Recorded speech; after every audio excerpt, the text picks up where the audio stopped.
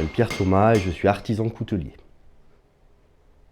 En fait, il se trouve que je suis passionné de forge, d'histoire médiévale, de reproduction historique, depuis que je suis quand même assez petit. Et j'ai surtout eu l'occasion de travailler un été dans un château avec Gaël Fabre, qui est spécialisé, lui, dans la reproduction d'armes historiques médiévales. Et ce qu'il m'a conseillé, c'est de venir sur Thiers, de faire le CAP, qui est une formation qui se fait en 2 ans en alternance. Je suis venu sur Thiers, j'ai fait mon CAP instruments coupants et de chirurgie pendant 2 ans chez l'atelier Perceval. J'ai souhaité rester sur Thiers et améliorer un petit peu ma formation. J'ai eu l'occasion de travailler au musée de la coutellerie. Et à l'issue de ces 2 ans au musée, j'ai décidé de créer mon entreprise, qui s'appelle l'Atelier Odaé. Derrière le nom de mon entreprise va se cacher 2 idées. Vous allez avoir le côté ode à la coutellerie en fait. Et Aé, je suis allé le prendre à AS, qui signifie le bronze en latin. Je travaille seul. Ce que je voulais, c'était pouvoir transmettre à travers mes réalisations, mes valeurs, mes idées, mes envies de finition. Alors en fait, je vais avoir 2 ateliers. Le premier, c'est un atelier vraiment de coutellerie, la forge, qui est mon 2e bâtiment. Elle est mutualisée avec 2 amis couteliers.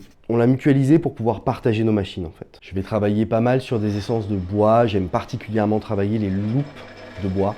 Donc la loupe, c'est une partie de l'arbre un petit peu particulière où il va y avoir énormément de nœuds.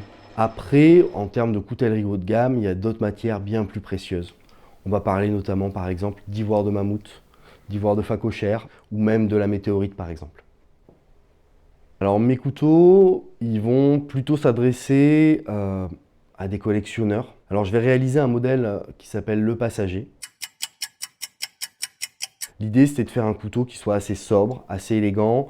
Il y a cette idée que le couteau puisse voyager, vivre une aventure, d'où ce nom, le passager. C'est vraiment l'idée de transmettre ce que moi j'ai appris à travers ce couteau-là. Alors dans le métier de coutelier, il y a plusieurs choses qui vont me plaire. La première partie, c'est la création des formes en elles-mêmes.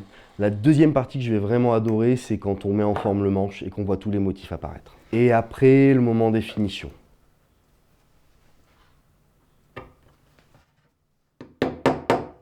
Pour être coutelier, il faut d'une part être assez rigoureux. Il va aussi être important de vraiment bien faire le lien entre la main et l'œil, en fait.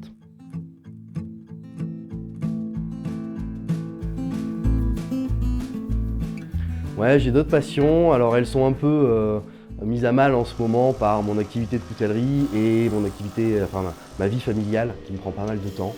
Mais je suis toujours passionné de Moyen-Âge, d'histoire médiévale et je fais notamment partie d'une troupe médiévale. L'avenir de mon activité de coutelier, je la vois un petit peu dans la lignée de ce que j'ai mis en place jusqu'à présent. C'est-à-dire de continuer à me faire plaisir, d'aller toujours plus loin au niveau des finitions et au niveau de ce que je réalise. Je me vois toujours seul ou peut-être avec 1 ou 2 personnes qui vont m'épauler, mais toujours à me faire plaisir et toujours à repousser un petit peu les limites de notre métier.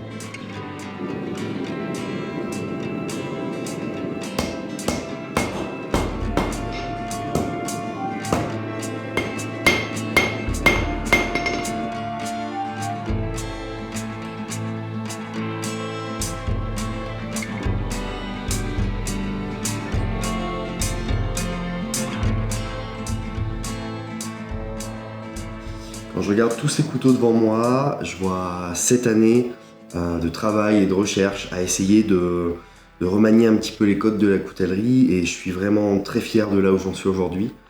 Et très clairement, j'ai hâte de voir où j'en serai dans 7 ans.